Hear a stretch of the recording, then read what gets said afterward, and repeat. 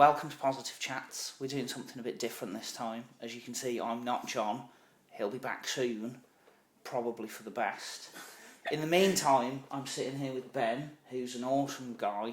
We're going to have a bit of a chat about freelancing, how that's different to small and big business, how that works, and he can just tell us how much of an awesome success it is. Thanks very much. Tell us a little bit about you to start us off. I'm Ben. My website is www.iamben.co.uk. I have been freelancing for the last 4 or so years, doing various bits, sort of development, design, a bit of anything really that's exciting and internet based, and done all right out of it. Okay, cool. Yeah. What exciting stuff have you worked on? What's your favourite project in the last few years? Oh, that's a great question. I don't think any of them have been. There's not one that I would pinpoint as being a favourite for anything. But I think anything that you can get done quickly and get paid for, get on with is always a success. From a business point of view, those are your favourite kind of projects. From a personal point of view, there's always a project that's a little bit more exciting than something else. Yeah. So someone will say, "Can you do XXXX?"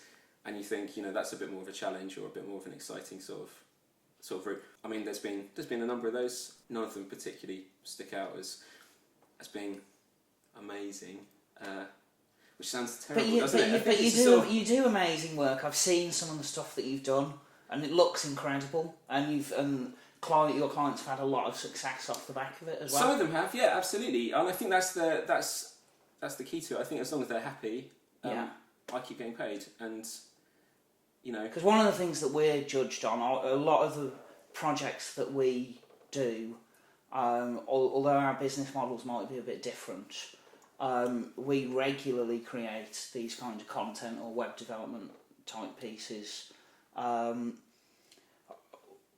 We're judged on success metrics of how well they do in social media, how many links they get, how good the PR traction is from them. Does any of that factor in to your business?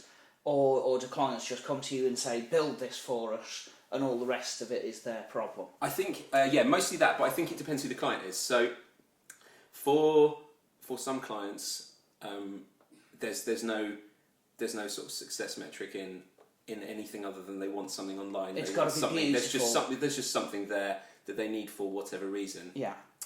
For other clients, there is obviously exactly the same sort of thing, but I kind of tag out after it's been made.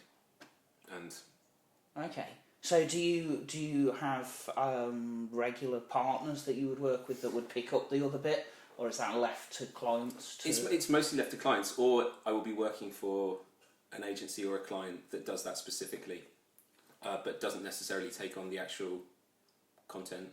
So you do a certain amount of work that's outsourced from agencies, maybe similar to what... I think, absolutely. I think it's there was a point where I thought I can't be everything to everybody, if you see what I mean. And there's things that I would just rather... There's things that people do better than I do considerably, so why do it, if you see what I mean? Just do the stuff that you enjoy doing. Just do the stuff I enjoy doing, absolutely. And do relatively well. Do relatively comfortably. Comfortably well, yeah. So you're not pushing to grow? I was asked this question the other day actually, about surely the end game for a freelancer is to run an agency, and I don't think that's ever been my end game or end goal. I think there's been times over the last few years when I've been busy enough to probably take on someone else, and if I could have pushed and then found more work and kept growing, I suppose. But it's never been I've never thought I want to run a team, I want to do anything like that. Yeah, there's other challenges involved in that, and some of it's quite boring and tedious. I don't think that's the real reason. I don't know. I think I know a lot of people who run agencies, or I think looking at them, it's not something I've wanted. It's not a road I wanted to travel down, if you see what I mean. I think also the reason I did freelancing in the first place was I always had the idea that there was a big sort of a grand plan in my head for something that would be like my opus. Yeah. And doing freelancing just gave me the spare time to sort of get on with that, if you see what I mean. Except I didn't really know what I was penning. which made that a bit more difficult in the whole sort of. And I think recently it's come to. I read this great story about Dr. Seuss apparently, who when he started writing, he wanted to pen this this big sort of the Great American Novel or whatever it was, and the Dr. Seuss books were just his way of passing time and getting some money in. But obviously the Dr. Seuss books became his career-defining sort of thing, but they were never meant to be, hence writing them under the pseudonym of Dr. Seuss and, getting them out there, if you see what I mean. And I think recently, over the last few years maybe, I've thought perhaps if there is an opus to be had, if there's the Great American Novel or whatever's going to come out of my head at some point, I should just focus on the little bits first and see where they take me and that sort of stuff. So I think ultimately freelancing has given me the space to,